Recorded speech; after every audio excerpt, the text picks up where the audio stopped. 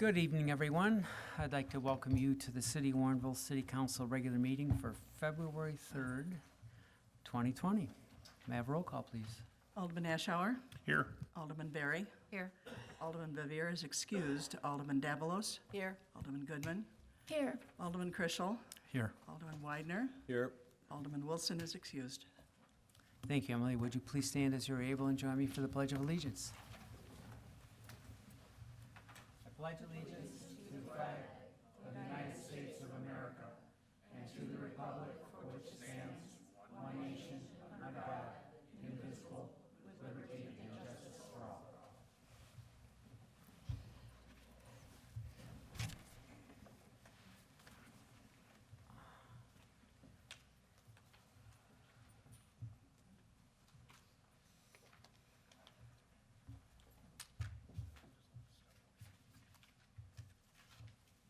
And before we get down to business, we have a proclamation this evening for the League of Women Voters 100th anniversary. And we have some folks here that are going to receive that proclamation. Please come up.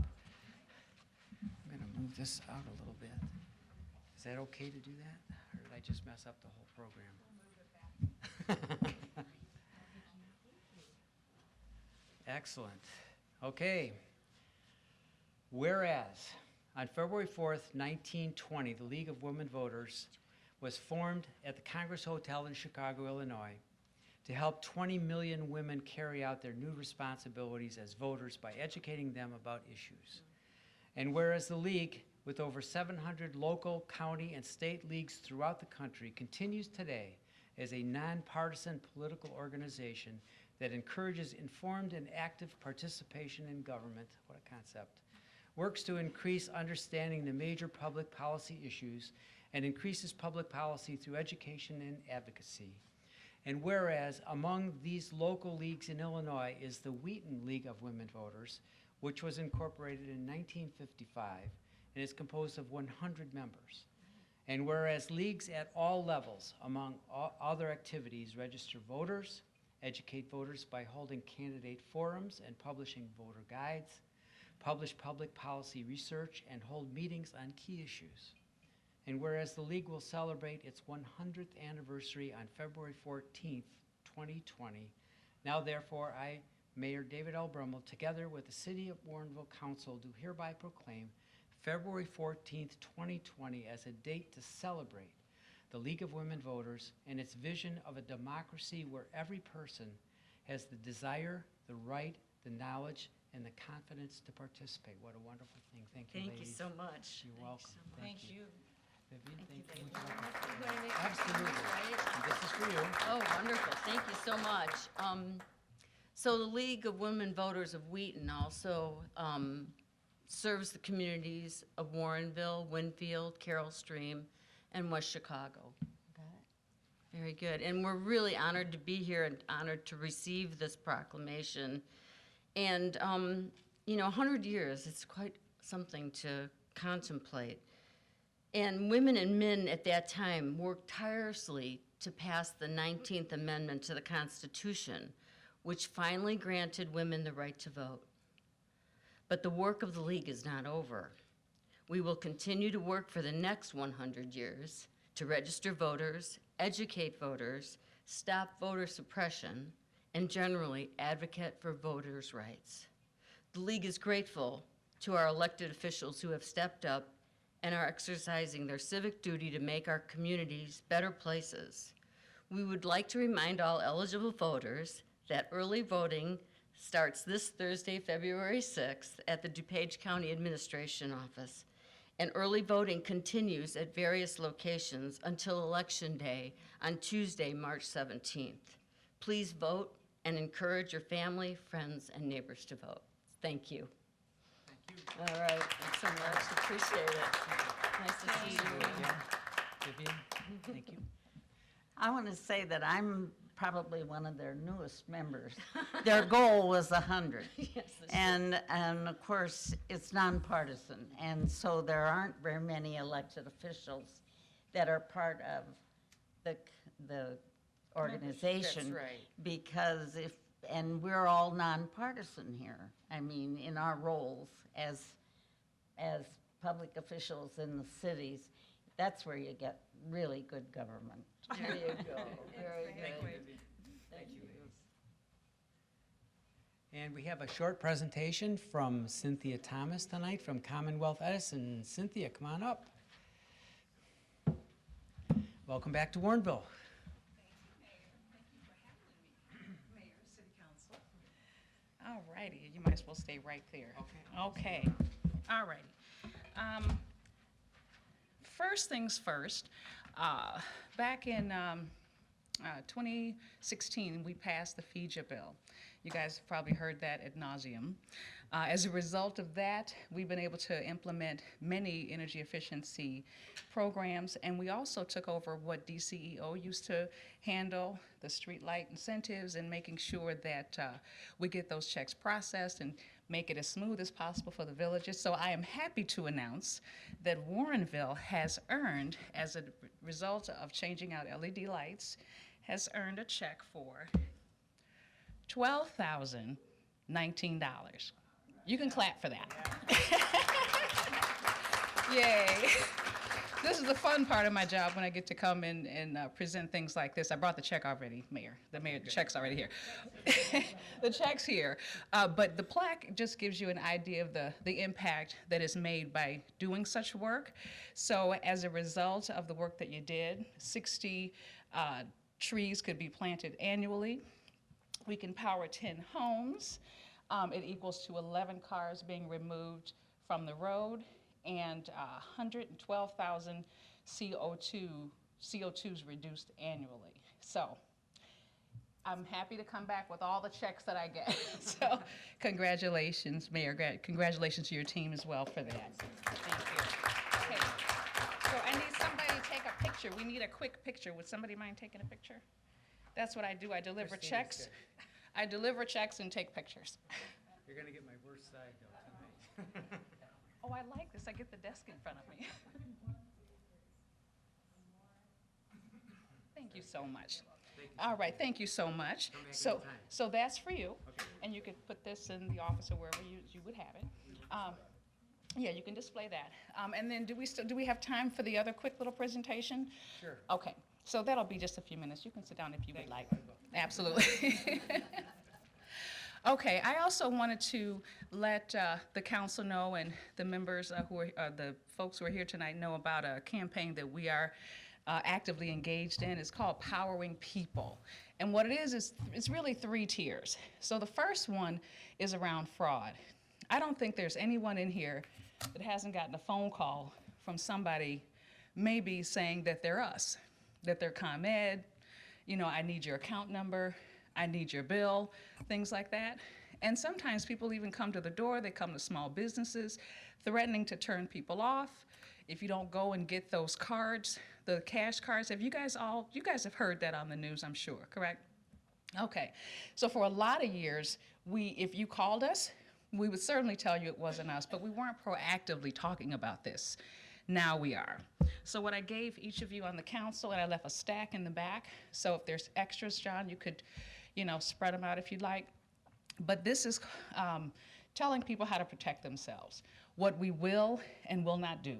We will never call you and ask you for your account number. First of all, we have it. We don't make live calls. If it's something to do with the bill, you might get an automated call, but it's an automated call.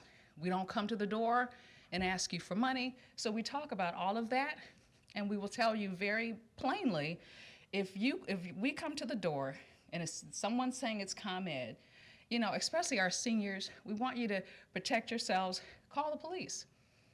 And we'll stand right there. If it's us, we'll stand right there. If they disappear, it's not us. So we always wear our badges and good stuff like that. So what we've done, we've put we've had radio ads out. We have these brochures that we pass out at all of the tables and workshops that we do. And we actually have a workshop available. So if you know of a church or a community group that you would like me to share this information with, please let me know. And I'm happy to make arrangements to come and talk through it and answer questions for people. So that's tier 1. Tier 2 is just making sure that people are informed when they're making a choice about what utility they want to go with. We are neutral. We don't care who you have for energy. We'll always deliver to you kind of whether you like it or not. But We don't care who you have for energy. But what we do care about is making sure that someone didn't get a call, gave information maybe that they shouldn't have, they end up with a company they didn't mean to, and then they're paying a price that they don't agree to. So now, when you call our call center, our CSRs are trained to walk through the bill with the customer. We also have, as a part of an ICC mandate, now we have price to compare. So on the front of your bill, I rarely look at that thing anymore, but on the front of the bill, right next to it, if you don't have, whether you have ComEd or not, it'll tell you what our rates are. So if I'm with another company, I can see what I'm paying versus what I could be paying with ComEd, and you make the decision. We just want to make sure people are informed. So that's a piece of that. And we also give them a list of questions and a website to go through, asking about, is it an early termination fee? Like, what's the real deal? So whatever choice you make, you're not making it an error. So that's pillar number 2.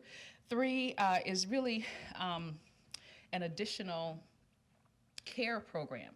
We have a slew of care programs that help those, our seniors, our military folks. These are folks who might be having trouble, paying their bill or what have you, limited income. So we have a slew of programs, and the newest one is called Supplemental Arrears Reduction Program, and that's also part of this campaign. So I'll just say it for your information, but customers who are eligible for this care program, they have to have an arrearage of $400 or more, and they have to be income eligible. So these folks usually have gone through some sort of LIHEAP program or gotten a grant that way, so we know that they're eligible. And they can earn a credit towards those arrearages as long as they pay the bill on time and get rid of them, so they don't have to pay them. But our team, our care team, is proactively going after the customers that qualify. They're receiving a letter that says, hey, this is a new program. If you're interested, call us, and then we put them on the program if they agree to it. So they are proactively going after those customers. But for the council, if there's, if you run into someone or there's a question about somebody who might need some assistance, please let me know. And I'm happy to look into any of those programs to see if we might be of service, because that's the point. So those are the 3 tiers. Again, if there's any other entities, we could always do, tables of information, workshops, etc. Let me know, and I can do that too. See, that was quick. Any questions for me? No? I think we're good. Very well done. I think All we- right. Thank you very much. You guys have a good evening. Thank you, Thanks for Cynthia. having me.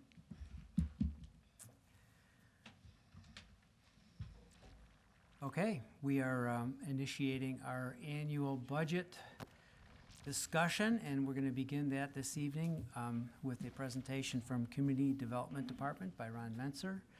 And we've spread this out over a longer period of time to make it more accessible, and I guess to make it better to pay attention to what's going on. It doesn't have to be real long. We can do it in short segments so you get a better idea of what's happening. And Ron always does a great job, so we're looking forward to it tonight. Ron, welcome again. Thank you very much. Good evening, City Council and Mayor. Well,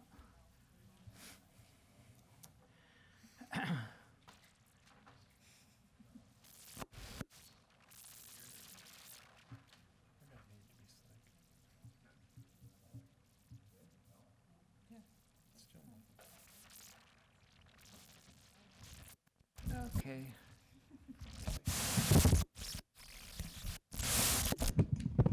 Is working? Okay. Good evening, and thank you again. No reason to save the best for last in this case, so I'm going to start it off. I do appreciate the opportunity to be before the City Council and make this annual presentation. I think there's a lot of good things occurring in the community, and it gives me an opportunity to share it with the council and with the public. The focus of tonight's presentation, the budget proposal that we put together for the upcoming fiscal year, and the work program that supports all that, connects all that, really is about managing all the change that's happening in the community as we go forward today, and at the same time not losing focus of the need to plan and prepare for an even brighter future in Warrenville going forward. Battery's fine. It's one. Okay. They're off again. No, they're on. Oh. switching it out? No, okay. My presentation, I'll cover three main things, and then I'll conclude with questions from addressing any questions the council may have. I want to start out by providing just a couple observations that kind of stood out to me as we worked through this process in developing our presentation and our budget for next year. Of course, I'm going to talk about all the good things, accomplishments, good things that are happening in the community today, and run over the priorities that we see where we're going to spend a majority of our efforts next fiscal year, and kind of connect them to a couple of important budget initiatives that we're bringing forward for council consideration next year. Really, the first observation to me is just how important long-term planning is. As I go through my presentation, at least to me, it was really obvious that almost everything that I'm going to talk about that is good that's happening in the community, either today or will be happening in the future, can somehow be connected back to one of the long-term plans or policy documents that the city's prepared over the last 10 years. Those policy documents really laid the foundation for almost all the good stuff that's happening in the community, both from a private sector investment standpoint or for the various initiatives or projects that the city's independently moving forward. The second observation was that I wanted to really take an opportunity to publicly recognize is all of the hard work and commitment of city staff, not just in the community development department, but across the departments and up and down within the departments. There's an enormous amount of positive things happening in the community, both from a private sector investment standpoint that we're managing and a lot of public or city initiatives that we're moving forward. And there is no way that we'd be able to move all those forward without the commitment and dedication and professionalism of the staff in City Hall. It's one of the things that I really have come to appreciate is that there are no silos in City Hall. Everybody's rowing in the same direction, trying to make Warrenville as best as it possibly can be. As the mayor said, I think there's a strong commitment in City Hall to do local government right and make Warrenville as good as it possibly can be. And I want to take an opportunity to recognize that. So in terms of accomplishments, there's really two buckets of accomplishments I want to talk about. There's the economic development or the private investment that's occurring in the community at this point in time, and then there's the all other things. And I don't mean that all other, that they're really not that important. There's a lot of good stuff we'll talk about. But beginning with the economic development activities that are occurring in the community, there's really three kind of categories the way I see it. You have the projects that have been completed this current fiscal year, the projects that are actually in the process of being implemented this fiscal year as we speak, and then there's a series of projects that have received some level of city council approval that will be underway before the end of this fiscal year I wanted to highlight. One of the more important projects from my perspective that's already been completed is the complete renovation of the former Navistar office building in Cantera. It's a 260,000 square foot office building at the northeast quadrant of Winfield Road and I-88. I think a lot of people would recognize it as probably the nicest office building, the signature office building in Cantera, and for that matter, maybe along the east-west corridor. It's a beautiful building.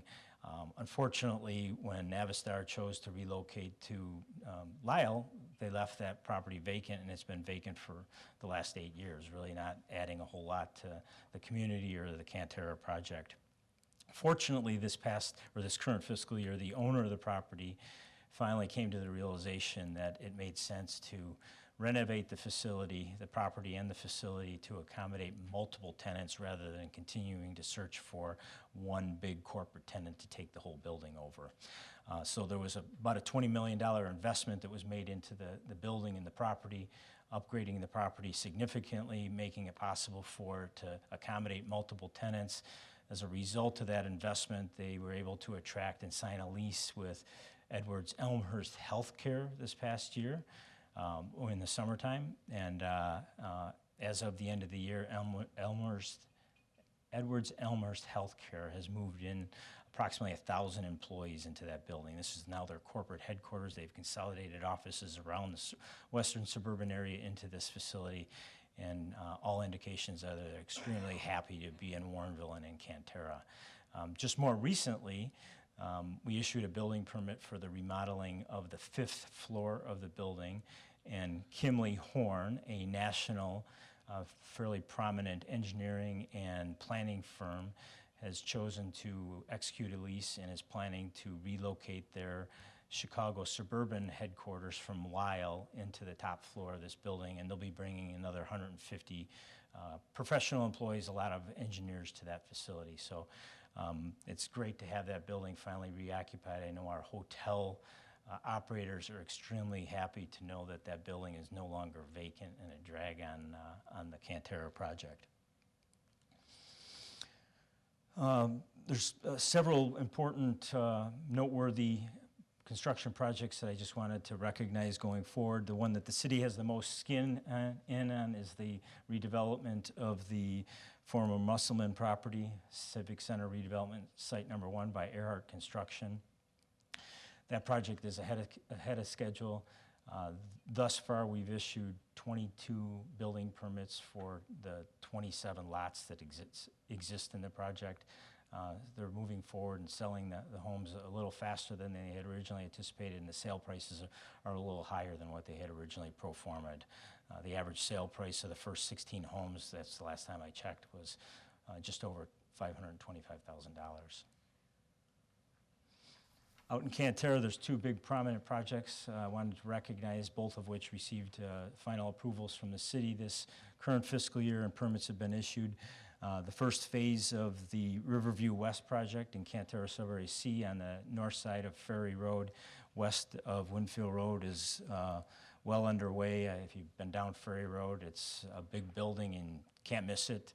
A 364-unit Class A apartment building around a 400-space parking garage. On the south side of the tollway, over by the theater, the 5 acres of parking lot on the west side of the theater that it was virtually never used is being redeveloped as another luxury apartment project that the City Council approved at the end of last year. The permits have been issued for it in January, and the weather's been cooperative enough that they've been able to get out there and start construction on the project. It's a 242-unit building with an attached parking garage and highly amenitized interior spaces. Out in the Southwest District, we granted the final approvals this year for the Lexington Trace project, and thus far we've issued 25 building permits of the 106 units that are for up to 106 units that are planned in that project. Most of the public infrastructure is in place. All the stormwater management and wetland mitigation improvements have been completed. Across the street, on the east side of Route 59, we granted the final approvals for the Everton project. And since those approvals have been granted this year, we've issued 18 of the 89 building permits for townhouses. We've issued building permits for 4 of the planned 7 apartment buildings. And the infrastructure and the stormwater improvements for this project are virtually complete also. There's a few noteworthy projects that haven't started construction but have received some level of city approval. Fan favorite in the community is the Culvers project. I heard a lot of good feedback about the Culvers project. The City Council just approved the final PUD plans for that project at their first meeting in January. They're in for their building permit, anxious to get their building permit so that they could start construction as soon as possible as the weather allows. Almost 2 years ago, we approved the final plans for this project, and for a variety of reasons that I'll talk more about at the upcoming committee meeting, it hasn't moved forward, but at this point in time, Thornton's is now prepared to move forward with the construction of this project. We've reviewed and approved the final PUD plans. There's some work that needs to be done with the City Council before we can issue the permit, but they are anxious to move forward with the construction of this project at the southwest corner of Duke Parkway and Route 59 before the end of this current fiscal year. The City Council approved the preliminary plans last summer for the Alden Foundation's proposed Warrenville Horizons Senior Living Facility at the northeast corner of Batavia Road and Route 56. They are very near having their final plans being presented to the Plan Commission, most likely at the second Plan Commission meeting in February, which means that it would be before the City Council for final approval sometime in March. They have their final building permit plans in for review at this point in time, and they as well are looking to get their final approval so they can close on the property and move forward with construction as soon as the weather permits in the spring, but again, before the end of this fiscal year. So what's the numbers of all this private investment and development? Collectively, we're projecting that by the end of this fiscal year, we're going to issue 734 building permits, conduct approximately 2,200 building-related inspections. That includes 55 detached or attached single-family townhouse-type units, 16 single-family homes, 10 apartment buildings, which will collectively contain 936 apartment units. In total, we're talking about $188 million worth of construction value that we expect to permit this fiscal year. Just to give you some point of reference, in the history of the city of Warrenville, the highest ever construction value ever that we issued permits for any other single year was kind of at the peak of development of Cantera. And it was 1999 we issued $70 million. So this is quite an increase from $70 million. In total, we estimate that we'll collect $1.5 million of building permit-related fees, $370,000 worth of engineering, planning, review, and inspection fees, about $3.8 million worth of school, park, and library contributions from the developers of these projects. When they're all complete, they won't all be complete this year, but over the next 3 to 5 years as these projects build out, we're talking about over 1,200 new households coming to Warrenville with an average household income of about $80,000 per household. Those households will be home to probably around 2,200 new residents. We're talking about almost $100 million worth of new household income available in the city of Warrenville once these all get built out, which is a good thing, obviously, from an economic development standpoint. They'll spend money and support our existing businesses and certainly make Warrenville attractive to additional commercial, retail, and restaurant businesses. Everything else, we work closely with Public Works and the City Council to adopt the city's first complete streets policy.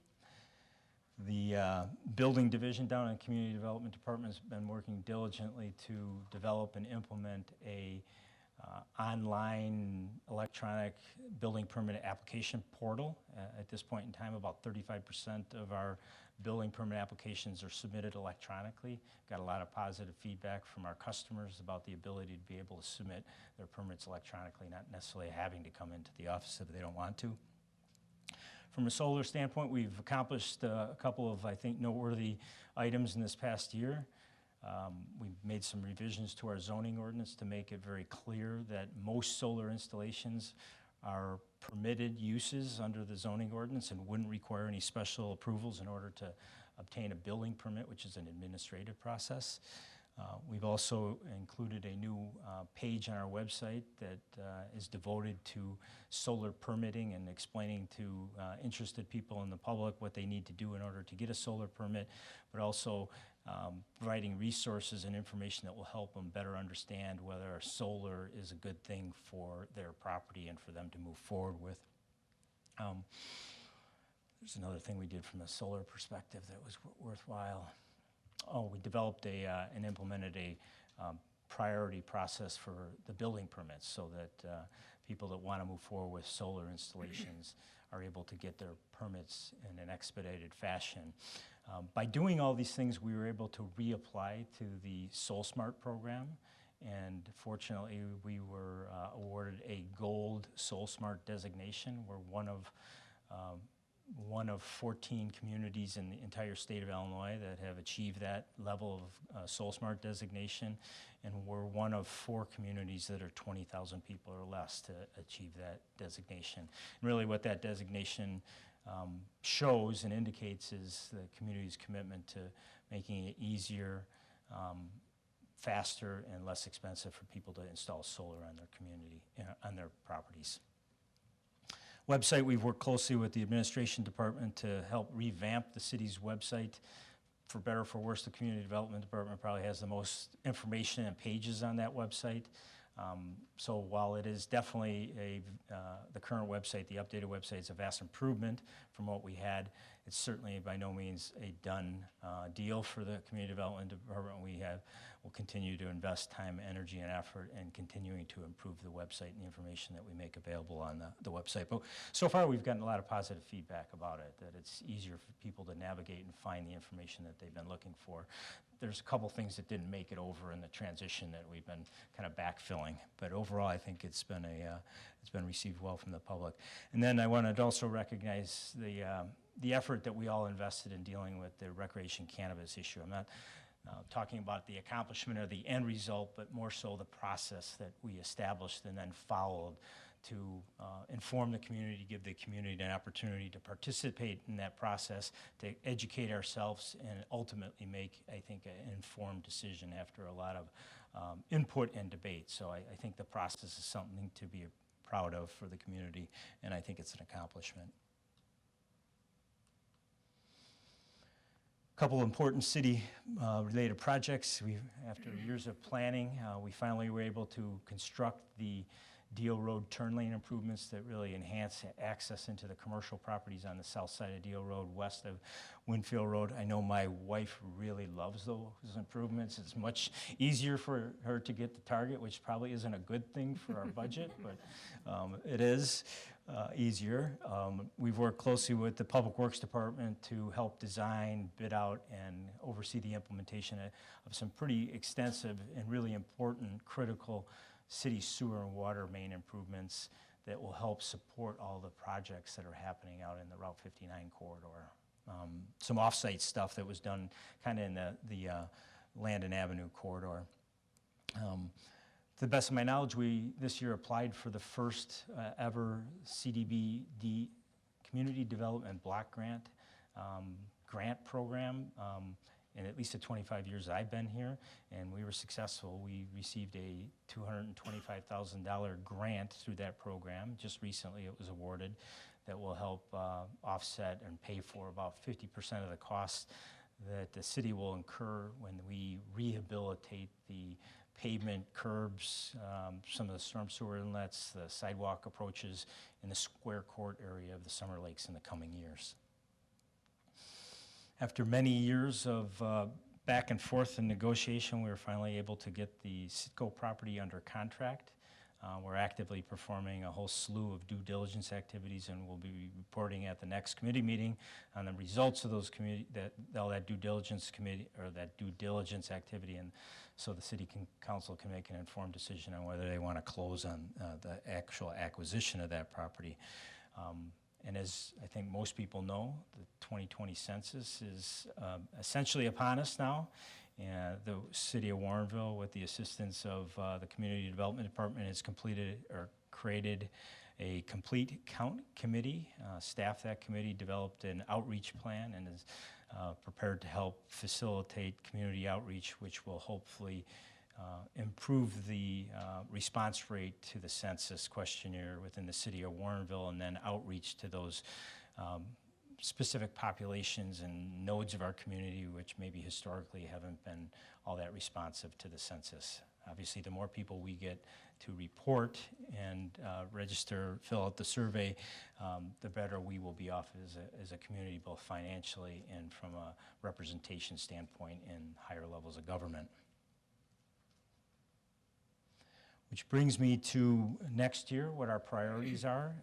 First and foremost, undoubtedly, we will focus an enormous amount of effort managing and inspecting all the development that has been approved this year and permitted this year that will actually continue to be constructed and implemented next year. But there are some new projects that we've been talking with the development community about, new investments that are likely to happen in the city of Warrenville. I've outlined a couple of them.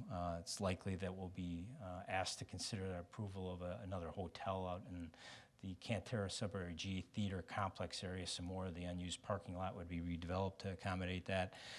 The owner of about 7 acres of property on the south side of Ferry Road across from the Illinois Youth Home is looking to move forward with a 75,000 square foot flex business building kind of a unique building that would have a unique group of uses in it this coming year.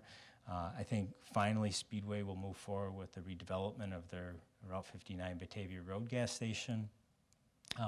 The developer of the Riverview West project has just recently notified us that they're in the process of getting ready to submit their final plans and PUD application for the townhouse phase of that project.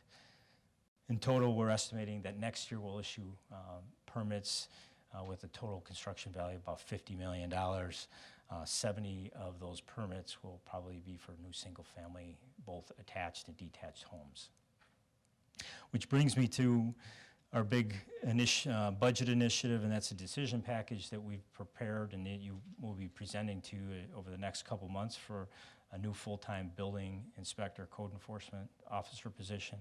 From our perspective, the justification for that is just the sheer volume of construction activity, inspection responsibilities that we have based on the development that's been approved and is being constructed in the community based on the permits we've issued this year and what we expect to happen next year. There's some other ancillary benefits that I think are worth recognizing. One is succession. Our chief code official and our only building inspector, code enforcement officer are at the point in their career where they could retire anytime. They collectively have more than 40 years of experience in the business. And one of the things that, as a department head, I'm interested in is trying to bring somebody in that can kind of be tutored by these people, mentored a little bit, learn the ropes, learn the systems that we implement, learn the Warrenville way, you might say, and be able to carry that baton forward when and if these individuals do retire, which could be sometime in the next 3 to 5 years, maybe even sooner for one or more of them. We're also planning to have additional discussions and make some decisions about whether or not we're going to move forward with the rental registration program. And as part of the ERP process, the whole plan review, permitting systems and community development will be updated and become a digital based system. And from our perspective, it would be good to bring somebody in that would be part of the development of those processes and systems early on so that they can understand them and implement them going forward. So there'll be more on that. Obviously, plenty of opportunity during the budget process to talk more about it. We have prepared and we'll be providing a detailed decision package as part of the overall budget binder that goes into much more detail on what our proposal is. From an economic development perspective, there's a couple of important projects that I thought are worth noting for next fiscal year. If, in fact, the city does move forward and acquire the Citgo property, we will be spending a considerable amount of time and effort, energy, money in dealing with the property, coordinating the demolition of a lot of the improvements on the property, removing the underground storage tanks that are existing and condemned on the property, and preparing for some remediation activities that will be down the road. It won't all happen next fiscal year, but the first phase of all that work would happen next fiscal year. And then I think it's going to be important for the city to revisit what our stance and our strategy is with the 7 acres of property that we own at the northeast corner of Route 59 and Route 56. Not quite sure that the Two Brothers are going to be in, Two Brothers Brewery are going to be in a position to move forward with their project in the foreseeable future. But with all the private investment and development that's actually occurring out in that area of our community, I think it makes sense for the city to talk about, what is our strategy? What are we really trying to accomplish on our property? And when would be the appropriate way and method to attract the type of development that we think is the right type of development for that property. So we'll have more conversations and maybe some implementation actions as a result of those conversations next fiscal year. There's a variety of trail projects that we'll continue to work on going forward. The first two are the Illinois moving forward to get to the point where we have the final engineering design plans for the Illinois Prairie Path Trailhead project, just out along the Prairie Path in front of City Hall here. And then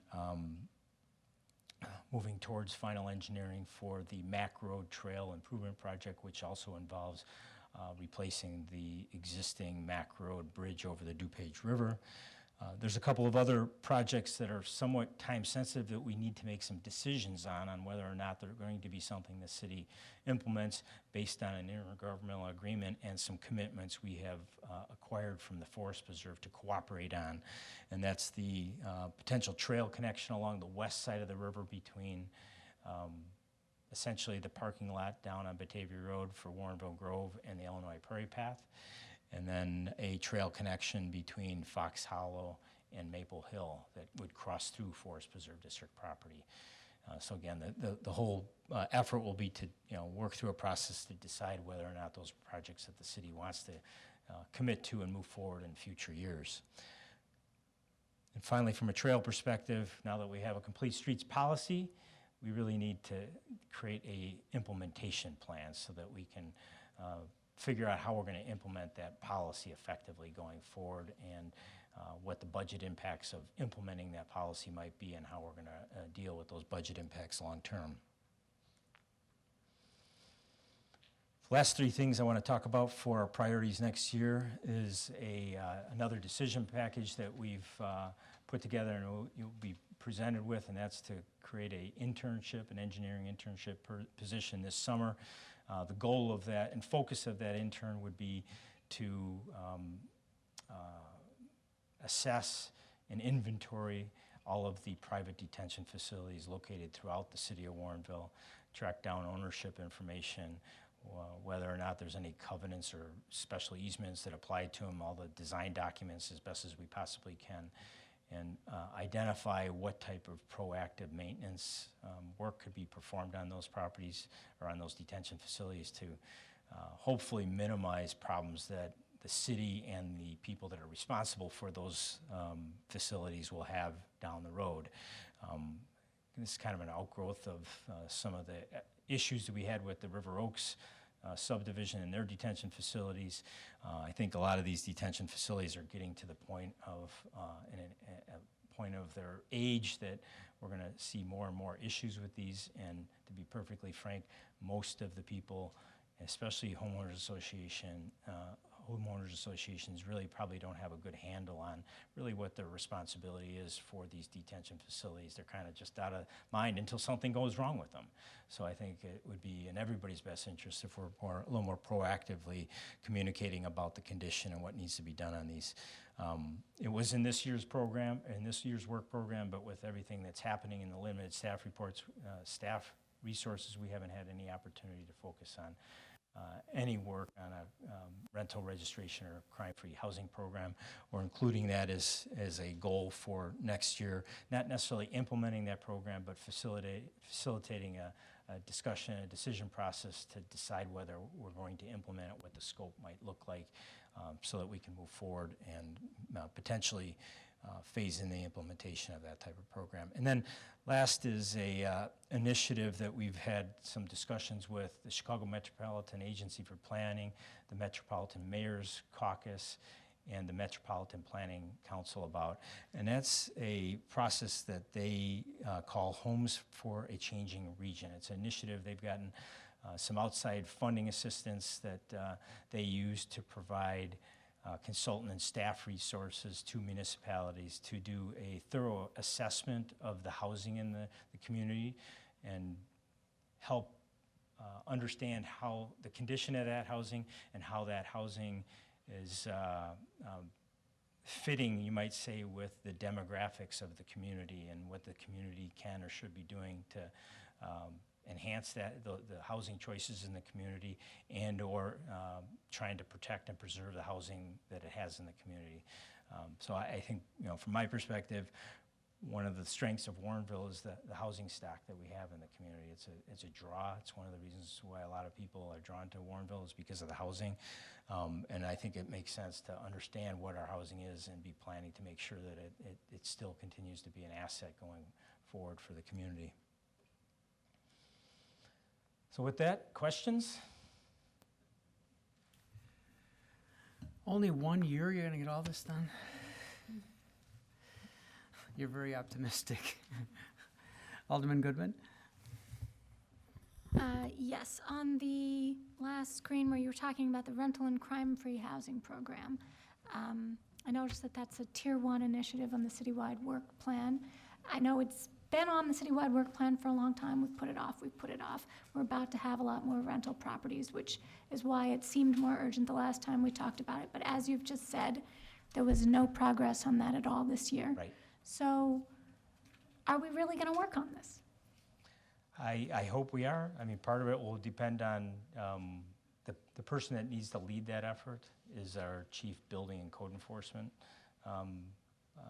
chief building official, who's also in charge of code enforcement and has experience in these types of programs in other communities. But there's just no way in handling all the plan review and permitting activity that's been occurring in the community and filling in to do inspections when our only building inspector is on vacation or sick or at training or just overwhelmed because of the volume of inspections. So hopefully we'll have we'll be able to kind of catch our breath, and if there's new resources that are made available to us to kind of backfill some of the inspection responsibilities, that we will have an opportunity to do it. I don't think it's going to happen at the beginning of the fiscal year during the peak of the construction season, but maybe next fall, winter, maybe if the construction slows down a little bit, we'll have an opportunity to focus on that, hopefully.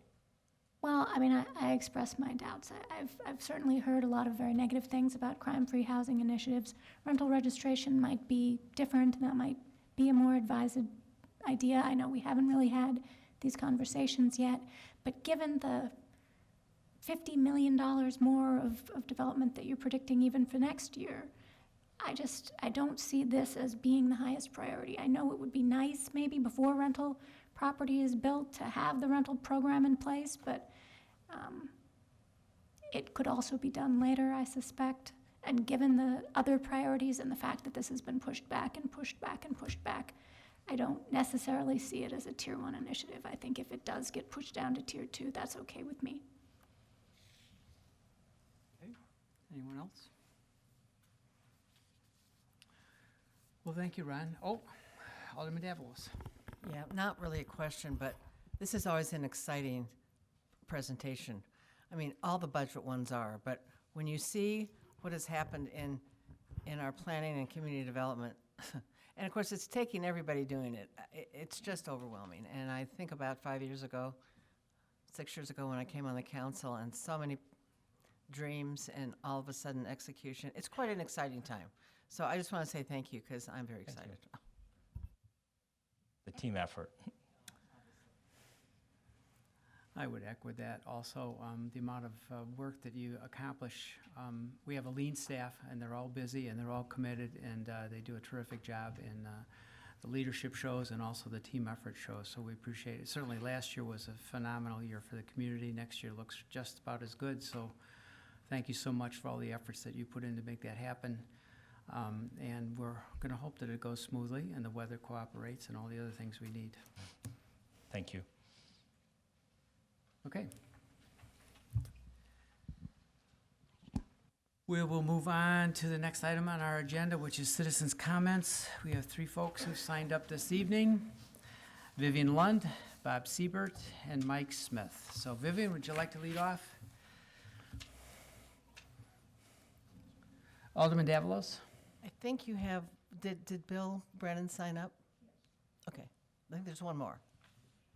Oh, I have 3. Oh, okay, all right, 4 then, Bill Brandon, okay. Okay, we'll get it. We had our first community development block grant that did the drainage and improvements in the area of Ray Street and Manning. And it was obviously before you got here, Ron. And I want to take credit for Ron being here because when we had our first city administrator, and we have only had 2, so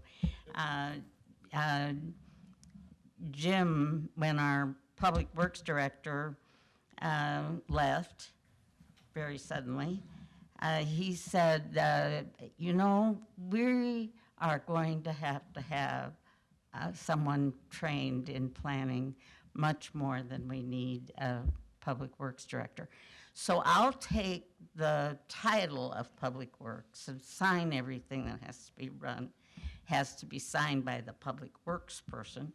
And we enticed Ron from the county staff to come here, and he did Cantera almost single-handedly in a building that wasn't as big as this room, with like every application came in with at least 14 rolls of plans, and they were stacked up in his office, and you know, all the meetings were held around a 6-foot folding table with folding chairs and everybody walking through the building to do everything else.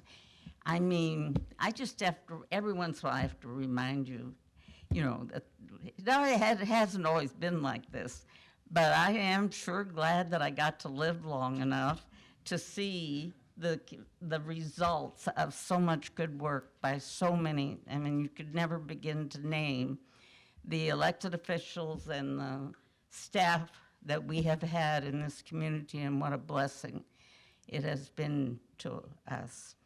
And I'm only 8 years younger than the League of Women Voters, so I may, you know, maybe I'll have maybe I'll get to live long enough to even see some of this other stuff that I love to see coming.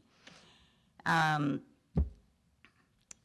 wanted to, at the last Monday night when you had your discussion relative to the park,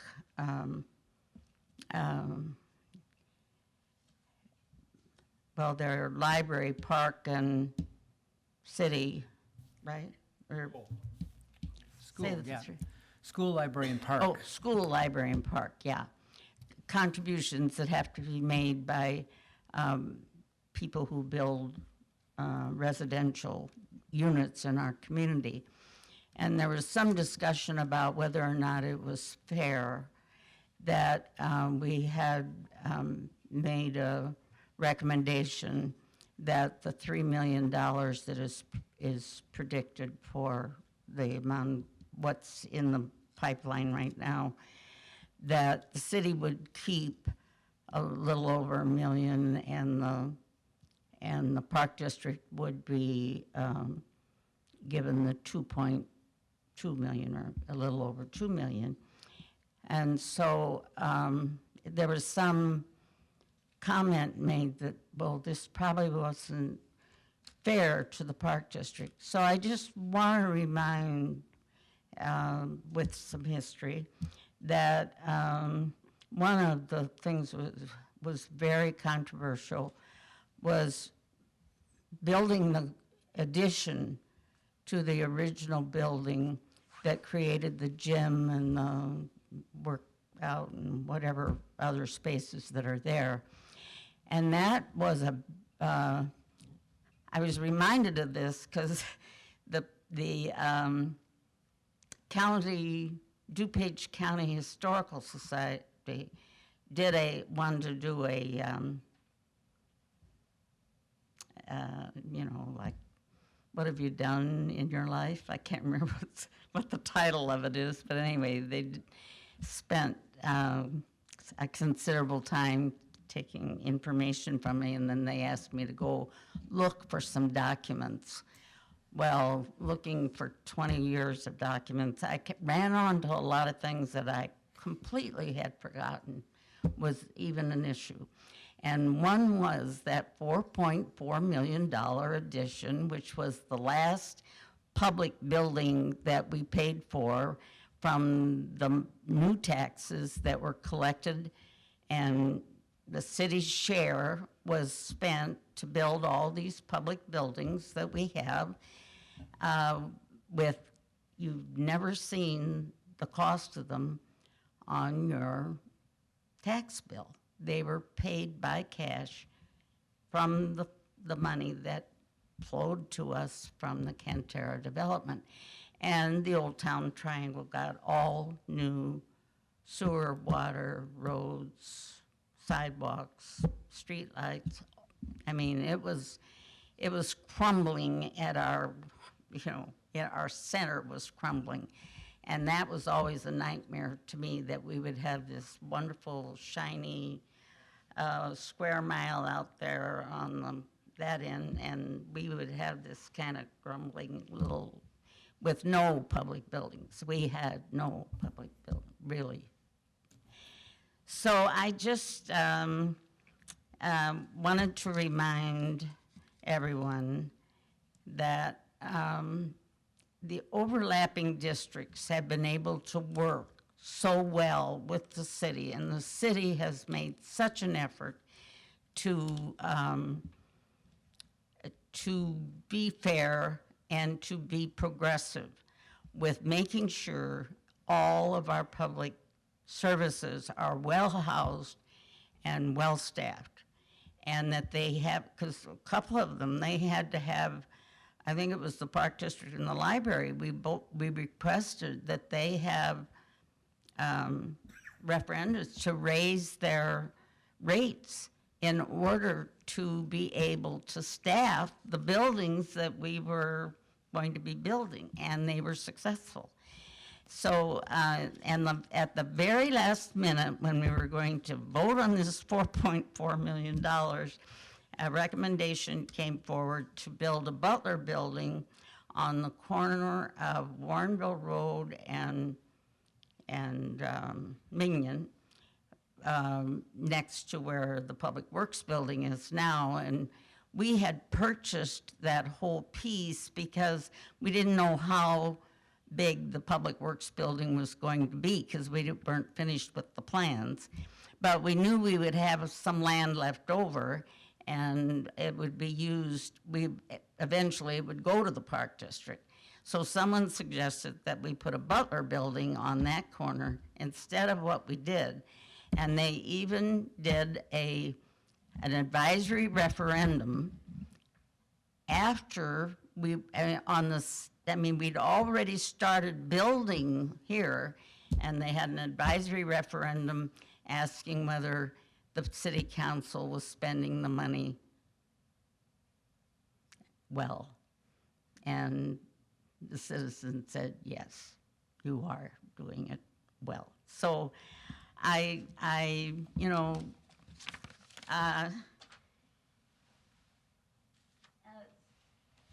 sometimes these comments, and I shouldn't come to council meetings, but sometimes these comments, it's like, oh, how could you say that? It's just, it's not fair, because we have, we get along well with, and it's very unusual in the community to have such good relations with all the districts, and that includes the fire district. So I don't want it to get messed up by inaccurate information. So thank you. Thank you, Vivian. Bob Siebert?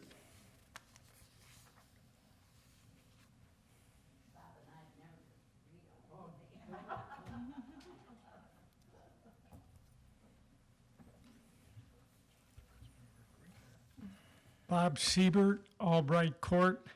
On that same item, on the developer cash contributions.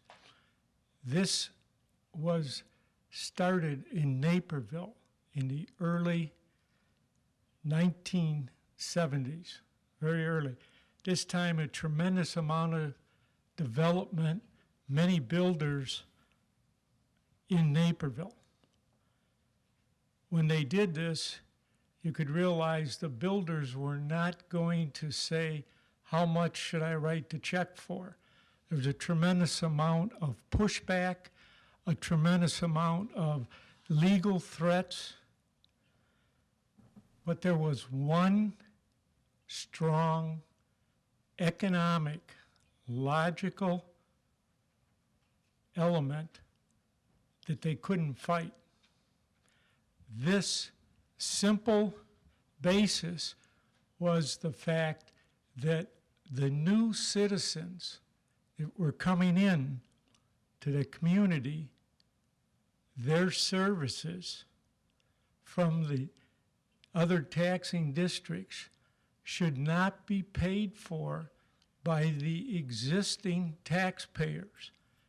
They should be paid so that the extent of the capacity that would be needed by the new citizens would come with the citizens, not being on the tax rolls in the current citizens paying for this.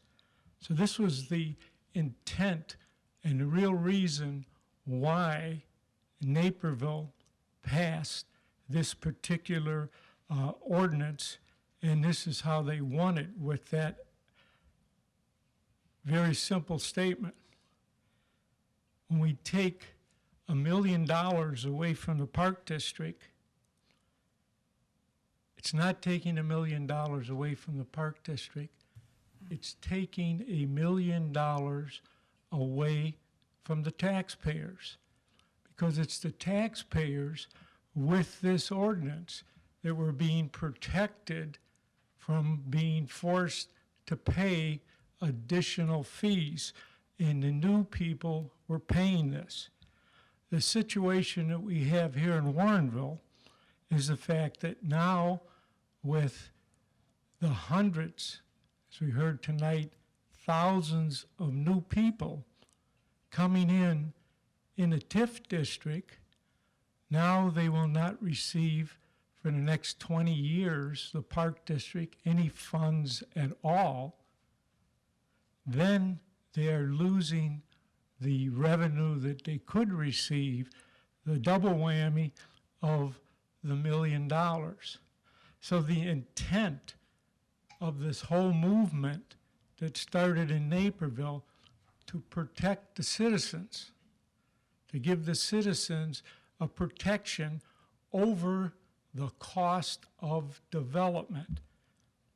And if you know anything at all about economics, there are costs of development to all individuals within a community.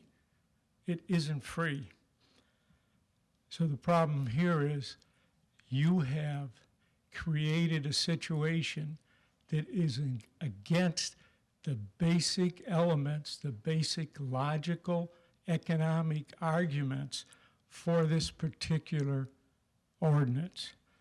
So I would hope that there would be some changes, because basically what occurs with this, instead of using the funds, borrowing from capital funds, borrowing from other funds to do the Citgo property, to do the other properties, you now take the money from the citizens, you don't pay it back.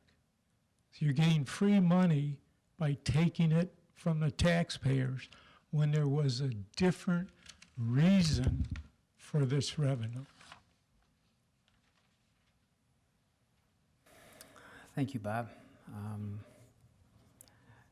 We are still, I think, intending to use that money for park development, so I'm not sure that I quite understand that. Ron, perhaps some context for what's going to happen with these developments and how they're going to impact the community, if you wouldn't mind, just for a couple of minutes.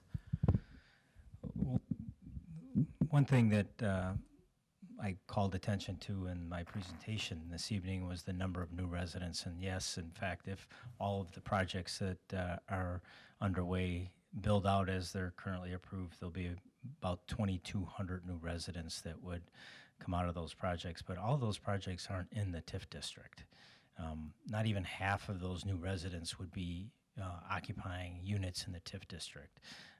The majority of the residents would be occupying spaces in or buildings that are built outside of the TIF district, and it would be generating the normal tax revenue for the Park District. And specifically, you're referring to the residential apartment and townhouses that are being built or would be built as part of the Riverview West project, and the apartments that are being built down as part of the Vanguard project down by the theater.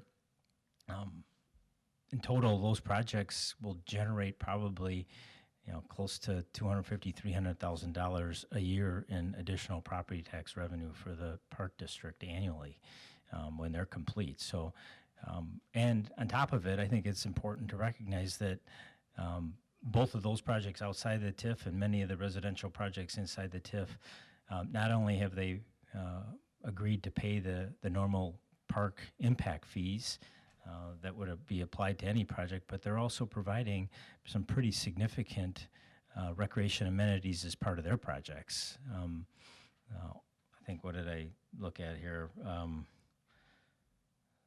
Most of them have access to either internal pools, clubhouses, yoga spaces, all kinds of recreation amenities, or in the case of the Everton project, they're going to be building a clubhouse complex that will include an outdoor pool and recreation workout room space inside of a freestanding building. So they're not ignoring that. I think that each one of those projects will provide some recreation opportunities for the residents of those projects, and they'll be paying on top of that park impact fees that can be shared with the park district.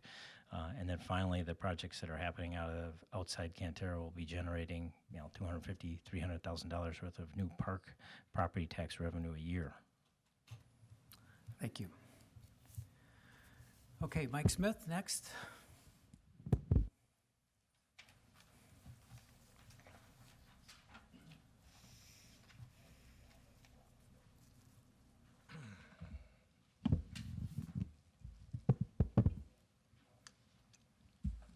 Good evening, Mike Smith, 28W 710 Wagner Drive, Warrenville, Illinois. I'm here tonight to make residents aware of a huge price increase to renew license plates for small trailers in 2020. Most people are not aware of this.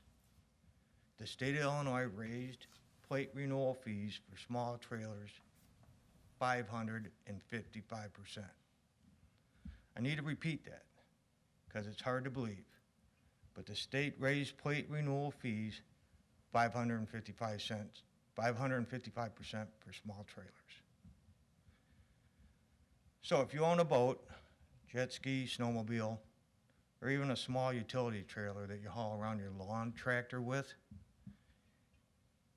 these huge increases will impact you. Just look at your trailer plate. And if it begins with the letters TA, the huge increase will apply to you. It's just that simple. Most of the lawmakers that passed this bill are not even aware of this huge increase, as the increase was part of a 250-page infrastructure bill. I'm asking everyone that is affected by this huge increase to contact their state representatives and demand that they support House Bill 3851, which will eliminate this increase. That House Bill number again is 3851. I contacted numerous state representatives. I contacted my state representative. I contacted the senator that represents me in my district. I wasn't having any luck to find out how did this happen. Why did this happen? I was able to contact Minority Leader Jim Durkin's office, and his legal counsel reached out to the budget director down in Springfield, who participated in putting together this infrastructure bill. I brought a handout for the council and gave it to the clerk.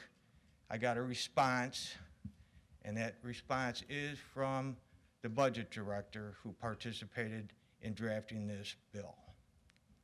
Once you read this response, it makes sense what happened. And it will be clear to you that small trailer plates should not have seen an increase on their renewal fees. As part of the negotiations,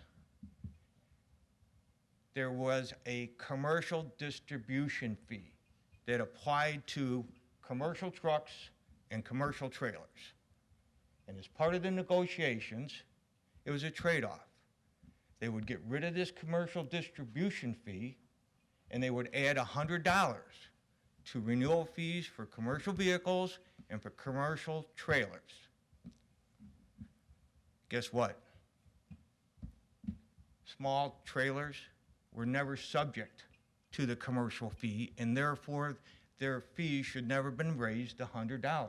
It is really that simple.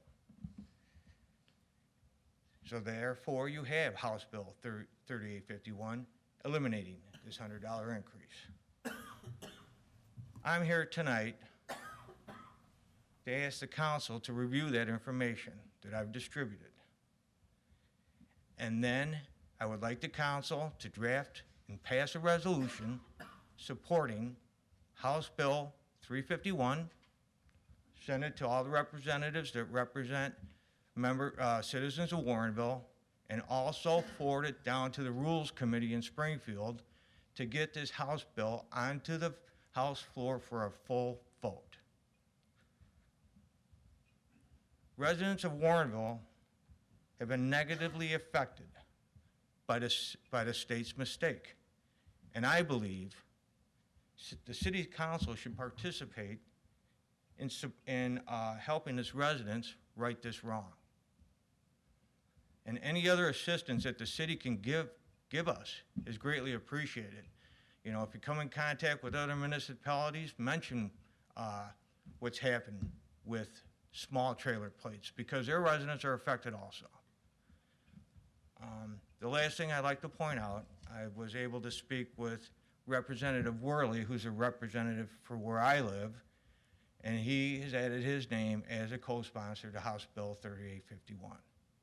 In addition, I was able to speak with the senator that represents my district, Laura Ellman, and I met with her, and I provided her the response from the budget director from Springfield. Her assistant contacted me and informed me that Senator Ellman will either introduce a bill that mirrors into the Senate. She'll introduce a bill into the Senate that mirrors House Bill 3851 if one is not come forth prior to February 14th, which is the last day to introduce new bills. So with that, I ask for your support. Thank you. Thank you, Mike. And one last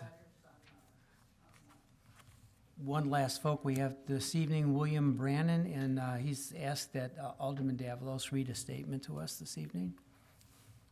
I think Mr. Brennan would like to make a couple of comments first, right? Yes. Okay. Very good.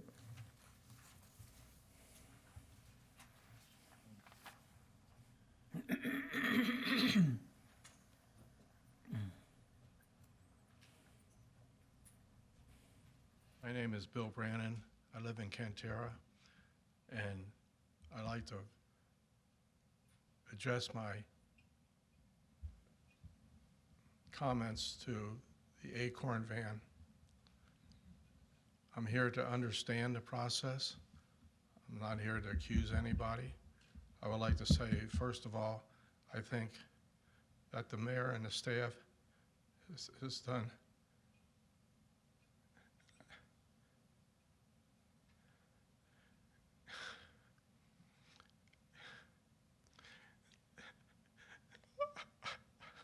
outstanding job of managing the growth, managing the balance sheet. I think that it should be commended for an excellent job. I've asked the staff for some information, and they've been extremely cooperative. I'm going to ask Kathy, my alderman, to make some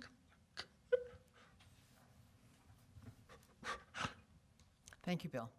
comments. She is not advocating for me and my people, but she's just making the comments written so that we can have a coherent understanding of what my concerns are. I'm very happy to read the letter, Bill. Thank you very much. The purpose of this request is solely for the purpose to stop the city of Warrenville from eliminating the Acorn van to the aged and handicapped. The purpose of paying taxes is not for the city of Warrenville to collect money, eliminate services, and then hoard the money and thus creating direct discrimination against the aged and handicapped. 3 important considerations. Alderman at large. Add 2 new aldermen solely for the aged and handicapped. Number 2, change of managements. New city management for the Acorn van. B, why were there large gaps in the replacement of Acorn van employees? C, what promotional and improvement under the current management was provided for the aged and handicapped during the last 5 years? Number 3, notice to others.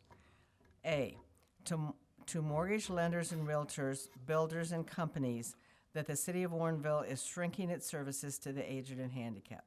B, file an advance ruling with the Department of Justice to understand if the eliminating of a prepaid tax for Acorn van service violate the Department of Justice discrimination against the aged and handicapped.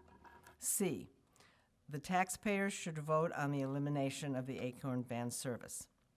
Again, the purpose of paying taxes is not for the city of Warrenville to collect money, eliminate services, and then to hoard the money. Sincerely, William Brannon. A silver hair tsunami is coming, save Warrenville. February 3rd, 2020. Okay, Does anybody have any comments? well, this is the time we take your comments, and staff will be happy to meet with you later to talk about this. I'm sorry, could you say that again? Sure. This is the time we listen to citizens' comments, and then we act on it later. So someone will get a hold of you to talk to you about this. Okay, thank you. Sure, you're welcome.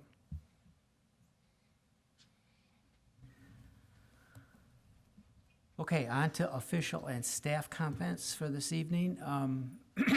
Just to let you know, no one attacked me on the way to City Hall tonight. I fell when I was running last night, so hence the little bit of disfigurement, but I'm sure it'll heal and we'll be okay. Second of all, just a reminder that Wednesday, the 19th of February, is our State of the City address here at City Council Chambers. Everyone is invited, 6 o'clock p.m. We have a little time to have some refreshments and talk with neighbors and other elected officials, and then we have the presentation. That's always exciting time for me to recap what's been going on in the last year and to look ahead.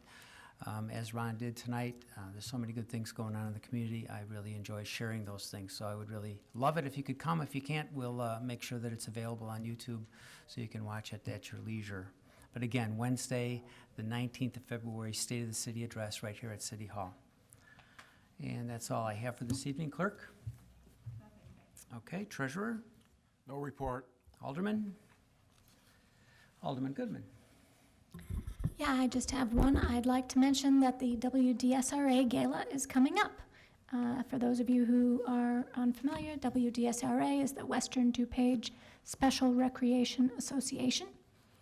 And in order to support our great local organization that provides such wonderful services for people in our community, their tickets are available now online for the gala. It's their main fundraiser of the year, and that will be on Saturday, March 7th at 5:30. Thank you. Very good, thank you. Anyone else? All right, City Administrator?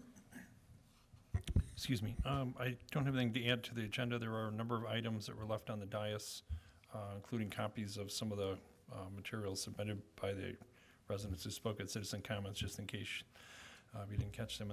We left you a lot of materials, including community development copies of things, so I don't want them to get lost in the shuffle, but everyone should have gotten a copy of both Mr. Smith and Mr. Brennan's comments. Thank you. Thank you, John. City Attorney? No report. Thank you. Approval of the agenda this evening, Alderman Widener. I move to approve the agenda for the February 3rd, 2020 City Council regular meeting. Second by Alderman Berry. Alderman Davalos. I'd like to remove 6I. 6I. Okay. Do the motioner and the seconder agree to that change? Agreed. Okay, so we have an amended agenda for this evening up for approval. Any other changes? Seeing none, all in favor? Aye. Opposed? Okay, the agenda as amended is approved for this evening. We have a couple of sets of minutes that need approval also. Alderman Widener? Motion to approve the minutes of the January 20th, 2020 City Council regular meeting and to approve the minutes of the January 27th, 2020 Public Safety and Finance Committee regular meeting. Second. Motion is second by Alderman Davalos. Any discussion of those minutes? Seeing none, all in favor? Aye. Opposed? Motion carries. The consent agenda for this evening as amended, item 6A, accept Public Safety and Finance Committee recommendation, waive second reading and pass ordinance 02020-05, amending the Warrenville City Code regarding entertainment in city parks. B, accept Plan Commission recommendation, waive second reading and pass ordinance 02020-06, approving a major amendment to the approved planned unit development, the PUD plans, and a PUD variation for reduced parking lot setback for Compass School at 27 West 457 Old Warrenville Road. C, accept Public Safety and Finance Committee recommendation and pass resolution R2020-04, adopting a revised harassment and discrimination policy effective immediately. D, accept Public Safety and Finance Committee recommendation and pass resolution R2020-05, authorizing the execution of an engagement letter dated October 1st, 2019 with Lauterbach and Amen LLP of Naperville, Illinois, to conduct audit services for city fiscal years 2020 through 2024. E, accept Public Safety and Finance Committee recommendation and authorize funding in the FY 2021 budget for upgrades to the Warren Tavern building, separate from the hotel tax grant program, and direct city staff to work with the Warren Tavern preservationists to develop a process of alternative funding for future capital maintenance requests. F, accept Public Safety and Finance Committee recommendation and award $135,397 in hotel tax grant funding to various applicants for fiscal year 2021 per the Tourism and Arts Commission recommendations memo dated January 15th, 2020.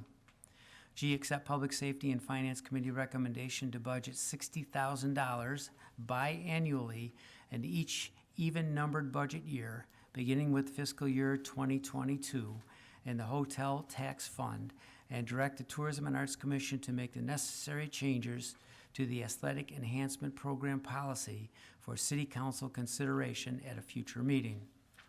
H, accept Public Safety and Finance Committee recommendation and approve the Warrenville Historical Society's grant request for $20,000 from the Hotel Tax Fund to cover the cost of their part-time museum director/curator, and direct staff to include this funding in the FY 2021 budget. J, accept Public Safety and Finance Committee recommendation, approve the upgrades to the capital maintenance and replacement plan for 2019 per the staff memo dated January 27th, 2020, and direct staff to incorporate those adjustments into an updated CMRP document. K, accept Public Safety and Finance Committee recommendation to approve the request to solicit donations for the August 4th, 2020 National Night Out event. L, receive and file the 2019 annual report of the Plan Commission and Zoning Board of Appeals. M, receive and file minutes of the Bicyclist and Pedestrian Advisory Commission regular meeting held on December 10th, 2019. And receive and file minutes of the Environmental Advisory Commission regular meeting held on December 18th, 2019. O, receive and file draft minutes of the Plan Commission and Zoning Board of Appeals regular meeting held on January 23rd, 2020. P, receive and file report of invoices paid up to January 29th, 2020 in the amount of $30,433.30. And Q, authorize expenditures for invoices due on or before February 18th, 2020 in the amount of $613,045.53. Alderman Widener? Make a motion to approve the agenda as presented by Mayor David Brummel. Second by Alderman Berry. May I have a roll call, please? Alderman Ashour. Aye. Alderman Goodman. Aye. Alderman Widener. Aye. Alderman Berry. Aye. Alderman Davalos. Aye. Alderman Chrisell. Aye. Thank you, Emily. The consent agenda is approved for this evening. We will return to item 6I. Alderman Davalos, did you wish to bring that forward? I make a motion to accept Public Safety and Finance Committee recommendation, approve the staff proposal, and reserve 35% of the residential developer cash contributions for the city projects for a period of 5 years beginning July 1st, 2019. Second. Second by Alderman Goodman. Discussion. Alderman Ashour. I asked for this to be pulled because I don't agree with the way that this was handled. We've talked a great deal about, over the course of time and the whole time I've been on the council, about the good relationship between the Park District and the city of Warrenville. I'm sure there would have been very different discussion had they known that a suggestion of an alderman was going to result in a $356,000 trailhead possible project and expense, the demolition, acquisition, environmental cleanup of a gas station, and the development of a park that they're not really interested in at this time that has a path on the other side of the river. It just doesn't seem to fit with the type of relationship we've had with the Park District, and it's taken away money that they can, it's one-time money, it's gone. If we spend it for the initiatives we choose, it's gone, and I don't think it will give as much benefit as it would if it was in the hands of the people that provide recreation. Okay, anyone else? All right, may I have a roll call in, please?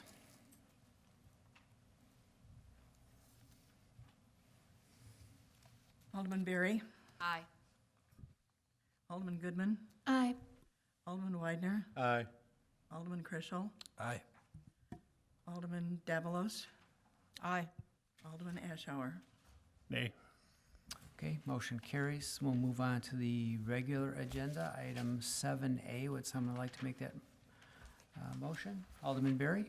I'd like to make a motion to accept staff recommendation and pass resolution R 2020-06, approving an amendment to the intergovernmental agreement providing for the removal of certain radioactive waste originating from a rare earths facility location in the city of West Chicago, DuPage County, Illinois, to change one of the designated representatives. Second. Second by Alderman Goodman. This is fairly straightforward if you read the backup. Any discussion? Okay, do we need a roll call on that? Or is a voice vote okay? Roll call. Roll call? Okay, may I have a roll call, please? Alderman Davalos. Aye. Alderman Ashour. Aye. Alderman Krischel. Aye. Alderman Widener. Aye. Alderman Berry. Aye. Alderman Goodman. Aye. Motion carries. Item 7B is the potential discussion of any FY 2021 citywide work plan concerns or questions or suggestions. Just another opportunity that we'll continue to have at every meeting in case you have some input. Alderman Goodman? Thanks. We already discussed item Tier 1, number 13, so I'll go ahead to Tier 2, number 22. It mentions the Point Oak Drive dedication. My question for staff is this really likely at last? Community and Economic Development Director Menser? Well, the city attorney's office has spent some time evaluating what our options are. We need to have a discussion about really what are those options and what's practical, and bring forward information in the coming months to the city council to make some decisions on what if any actions we're going to take to try to kind of push that issue forward. The challenge has always been is that the residents on that street aren't unified in what they think the appropriate involvement of the city is. Some of them would be willing to dedicate their part of the right-of-way or part of the road easement that's on their property at no charge to the city, and even be willing to contribute over a period of time towards the improvement of the road. Others want the city to purchase the easement rights to where the road's at, aren't interested in paying anything to improve the road, and yet others just won't interact with the city. So there's a variety of conflicting approaches and positions from the residents, and that's really the big holdup in trying to move something forward. So my understanding is that the definition of Tier 2 is that if we delay progress on the initiative, we'll have an undesirable result. So I guess my question is, noting that the item listed as, I guess, number 34 also deals with this issue, but it's at the very, very bottom of our list. And this has been hanging around for a long time. I just wondered what would make delaying progress on this an undesirable impact. I know that the road continues to deteriorate. That's the main undesirable impact, is that the condition of the existing road continues to get worse every year. Some of the residents close down the road to do some kind of minimal maintenance on it, prevent the school bus from accessing the road for periods of time. The worse the road gets, the more improvements that it needs, the longer sometimes it gets closed down, depending on the actions of individual property owners. It's not a good situation, and it's not getting any better. Okay, I just wondered if it really merited a Tier 2 given staff's other time commitments. Yep, City Administrator Coakley? I think the direct answer to the question is the city is still working on it. It's not of the highest priority, but we want to be prepared to move should we be able to get the cooperation of the residents to work with us. We don't want it to be delayed too much longer. So it can't get to a Tier 1 because we can't make that progress without them, but we keep it as a Tier 2 to be poised and ready to go should everything align, which we've been working on. We may sit here next year talking about the same thing. It's been a very challenging thing, as Ron was just commenting on. It's been about, well, we've been talking about this project for the entire length and duration that I've been here for almost 22 years, and it was existing and being discussed before I got here. So I wouldn't put money on that it'll get done, but we want to be prepared and ready should it be ready to go. Okay, the next question that I have is really more an illustration of why I asked the question about item 22, because I was so surprised to see it at the same ranking as item 25, which is the reassessment of the CMRP, which strikes me as a very high priority, very important, very time sensitive, all hands on deck kind of discussion, which I would move up to Tier 1 if I was the one making this list. I understand that sometimes means other things need to be moved down, and I guess I've already expressed my opinion about items 13 and 22. Thank you. Okay, thank you. Anyone else? Alderman Ashour?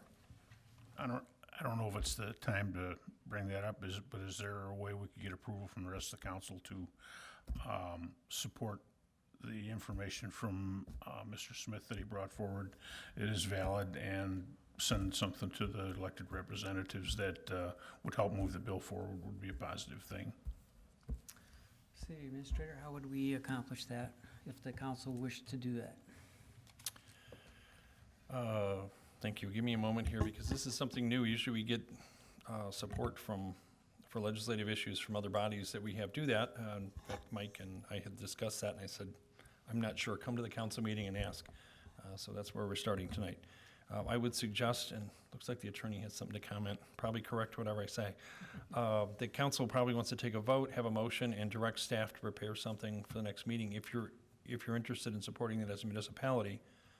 Just as a side note, I had asked our legislative support staff from DuPage Mayors and Managers Conference, who vets most state legislation for us on our behalf. We don't have staff to really do that. There's not enough time. And they had looked at it, asked what, we had a little discussion about it, but while it affects our residents, absolutely, certainly anyone who has that trailer is impacted, and those are our residents. There wasn't a municipal impact, so it isn't on the municipal radar for the Illinois Municipal League or the conference. Now, having said that, that's why we haven't done anything about it, but that's not anything to say we can't do that. The city council can't take action on behalf of residents if you wish. So again, probably have a motion directing staff to prepare that for the next council meeting. We could bring forward a resolution that you could consider at that point. Okay. Attorney, did you have something to add? Just to say that if staff is directed, we could prepare a resolution in support of the bill, which we could bring back for the next agenda, Okay. if that was the motion. Alderman Ashour again? The real reason I pushed it was because he said that they would be ending submission of bills would end on the 14th. So it seemed like it was time sensitive. If it's not something we can do reasonably quick or agree on, then I would withdraw that request. If the council wished to do something this evening, even though it's not on the agenda, could the council make a motion? I would recommend that you not vote on a resolution tonight, since it's not on the agenda, but you could direct staff to prepare it for the very next council meeting. And of course, you're free in your individual capacities to write the representatives as you see fit. Okay, it seems unlikely we'll be able to meet that deadline then to do this properly. But again, individually, everyone could contact their representatives and get that message across. Alderman Weider, do you have a comment? Yeah, with the individual towns and mayors that attend the Mayors and Management Consortium, would there be a way that we would be able to address a resolution when the resolution is prepared to notify the other member communities of mayors and managers that we made this resolution and supported it? Because I don't know how much awareness there is of this situation, and this, many of the residents that are here, they're going to be affected the same way in other towns too. Sure. So it would just be a good communique, I think, to transfer as far as, at least to our neighbor villages and cities, if it would be possible to hit all the member groups of the mayors and managers. It might be a good step if the mayors and management group can't take a, stand as because it doesn't affect them. I think it does affect the individual cities that are part of that group. Sure, that's Yeah. no problem at all to share that with the DMMC. I would ask that happened. I don't know if that needs to be included as part of the motion or just something that I can Okay, so suggest to if the staff. council still wishes to do the resolution, even though it'll be past the deadline? Is that what you're saying? Yes. No. Well, then, I think just the importance of creating awareness of this would be something that Mike Smith would advocate, and also there would be a benefit to those residents in the other communities. okay, would you like to make a motion then? And then we can discuss it? Is there going to be a motion, first of all, on the resolution to, or the motion to craft a resolution for the February 14th City Council meeting supporting? No, No? that was the The deadline that we had. 18th? That's the problem. Our next council meeting's after the deadline of the 14th. So any resolution that we sent would be superfluous, I guess, because they were already voted. Alderman Davalos, question? Yeah, I'm just wondering, I know the 14th is the deadline, but the bill probably won't be voted on the 14th. So I think it looks like a couple state senator and a state rep have already sort of agreed to get this on the agenda. So even if it arrives after the 14th, it can be, there's going to be voting and there's going to be lobbying and all kinds of things. So I think we still get our voice in there, even if it's not till the 18th or 19th. I think there'll be time, unless they vote on everything the next day, which I don't think they do. So and what I'm saying, I don't think it's a lost effort. Okay, and Administrator Coakley? Okay, I'm catching up here. I believe that the deadline of the 14th is to file bills in the legislature. I think that's a Senate deadline, if I remember. It's not when they're going to act on it. I will be shocked if they could ever move on anything that quickly. It hasn't happened in the time I've been working in the city or with the state legislature.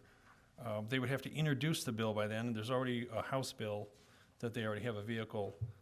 That would be when the senator would introduce the Senate bill, which would be a companion bill if they want to work it that way. The mayor and I will be happy to make sure I get a hold of both our Representative Worley and Senator Ellman to let them know your pleasure on this issue. even short of having the final resolution. But I don't think having it on the council meeting for the 18th will miss any kind of a deadline to let them know officially. And we will make sure, between the mayor and I, we're both on the board at DMMC, we'll make sure that they're aware of it, and the legislative committee would be aware too, they could look at this. But I think we're fine with timing if you want to direct a resolution. Okay. And I'm presuming this is not a huge time commitment to put this together? Okay. Not a So, problem. back to Alderman Weider. Did you want to make that motion then? Unless it's at the pleasure of Alderman Ashour, since he brought it up. Okay. Go ahead. Is it something we could just put on the agenda next week on the committee meeting? Yeah. Make the motion to do that, then we can do it. Okay. I'd like to make a motion to add the committee meeting next week in support of the bills that Mike Smith had brought forward that are going through the process downstate to eliminate a $100 tax on license plates. Okay, to direct staff to prepare an ordinance or right. prepare a resolution? Yeah, Okay, that too. That too. All right. Yes, Alderman Berry.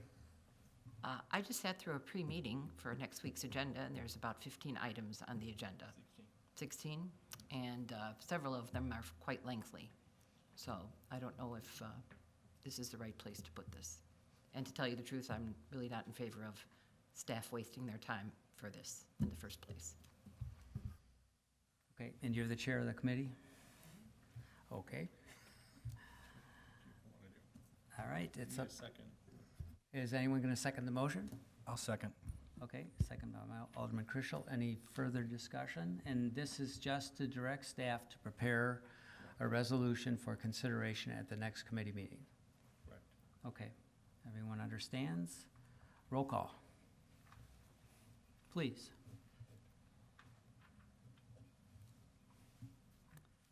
One second, please.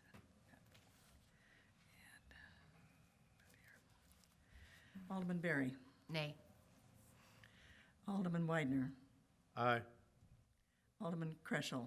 Aye. Alderman Ashour. Aye. Alderman Goodman. Nay. Alderman Davalos. Aye. Passes. Is there one more? Need one more. Oh, there's two people gone. Okay, aye. Motion carries, so that will be on the agenda, and I'm sure it'll be a short item. Any additional discussion of the citywide work plan for 2021? Alderman Krischel? Under Tier 1, items removed, I see the Ray Street reconstruction removed. I think it was removed FY20 as well. Just looking for kind of an explanation on that. I understand there's a lot of nice folks that live over there and have asked some questions, so I wanted to get an answer for them. Phil Kukler, Deputy Public Works Director. Staff's intending to use TIF 3 funds for that, and just the TIF hasn't generated the money currently for it. It's my understanding that Ron Menser and Kevin Dahlstrom and John Coakley are going to sit down and evaluate the TIF and determine over the life if they anticipate it generating enough money for Ray Street. And if it does, the intent would be to do the full reconstruction project toward the end of the TIF when there would be TIF funds to pay for it. Talking over with Jamie Clark, I think we're going to look at doing at least a kind of a remedial resurfacing project to improve the surface of it, because I know there aren't sidewalks out there, so residents have to walk on the street. And so I think in the interim, it'd probably be next, not this coming fiscal year, but the next fiscal year, we'd be looking at doing a resurfacing project. It's enough to get it by and make the surface smooth, assuming that the reconstruction would be done with TIF funds at the end of toward the end of the TIF. So that would be the full sidewalks and the whole reconstruction of everything at the end of the TIF then, right? Yeah, it'd be sidewalks on one side of the street, some additional storm sewer, curb and gutter being added to the street as well. Okay, thanks. All right. Anyone else? All right, we'll move on to item 8, unfinished business. We have nothing listed. We have nothing under new business. No requirement this evening for a closed session, so we would like to adjourn. Alderman Motion Widener. to adjourn. Second by Alderman Ashour. All in favor? Aye. Opposed? We are adjourned. Thank you for your attention this evening.